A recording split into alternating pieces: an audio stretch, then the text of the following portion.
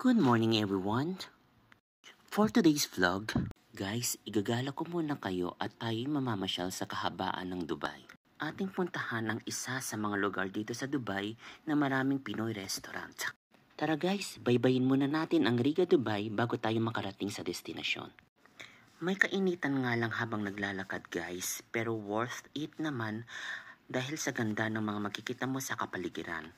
Nariyan ang mga matatayog na building at nakaka-relax na busina ng mga sasakyan. Habang binabaybay namin ang kahabaan ng Eskinita, kung ano-ano na lang ang topic namin ng friend ko na pinag-uusapan namin.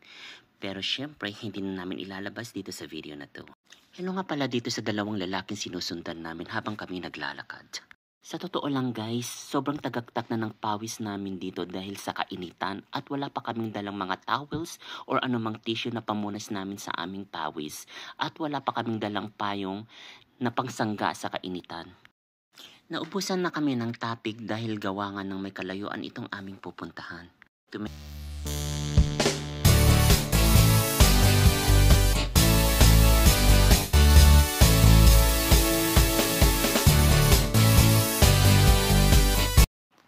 At last, narating na rin natin ang restaurant ng ating kakainan.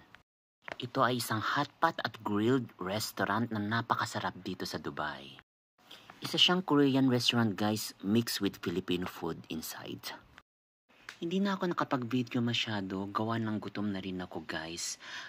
Ito'y pagkaing hotpot at grilled na inyong makikita sa video. Half spicy and non-spicy ang soup namin. Tara guys, kain muna tayo.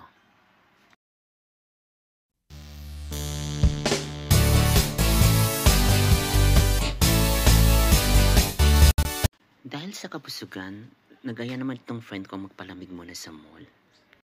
At nagkataon din nandun ng isang kaibigan namin habang kami nag-aantay sa loob ng mall.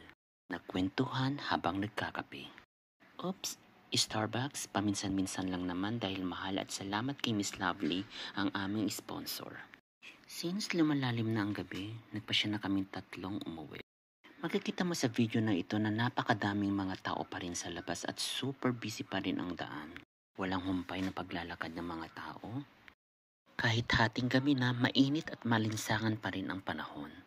Inuna muna namin hinatid si Lovely sa sakayan pa uwi sa kanila. At habang naglalakad, makikita mo na madaming tao pa rin sa paligid, kahit may kainitan. Pagkasakay nga ng friend namin, naglakad-lakad na rin kami. Makikita mo din sa video na super busy pa ang daan, super busy pa ang mga sasakyan, at super busy din ang mga taong naglalakad.